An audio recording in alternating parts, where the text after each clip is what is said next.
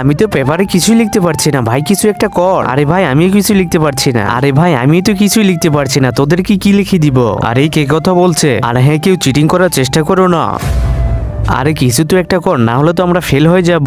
Sir 1 minute এখানে আসুন। আরে তুই কি পাগল হয়েছিস? স্যারকে কেন ডাকছিস এখানে? হ্যাঁ বলো অক্ষয়। স্যার আপনি যদি আমাদেরকে চিটিং করতে দেন তাহলে এই যে নেন 1 লক্ষ টাকা, এটা আপনার। 1 লাখ টাকা তুই চিটিং করার জন্য দিচ্ছিস? আরে তুই কি পাগল হয়েছিস নাকি? আরে ভাই আমি ফেল হয়ে যাব, 1 লক্ষ টাকা তুই আমাকে দে।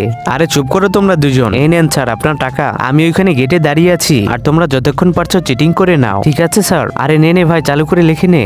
আরে বেটা জলদি করো না। এই যে স্যার আমাদের পেপার হয়ে গিয়েছে। ঠিক আছে বাচ্চারা তোমরা যাও, তোমরা অনেক ভালো রেজাল্ট করবে।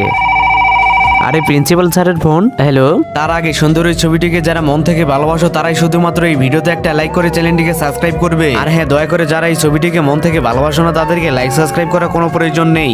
অক্ষয় আপনাকে কি 1 লক্ষ টাকা দিয়েছে? ওইটা আপনি অফিসে জমা দিয়ে দিয়েন। কি অক্ষয় এটা আমাকে অফিসে দেওয়ার জন্য দিয়েছে? আরে ভাই পালা এখান থেকে। এরপর কি হয়েছিল সেটি দেখতে চাইলে সাবস্ক্রাইব করে কমেন্টে তোমার সুন্দর নামটি লিখে দাও।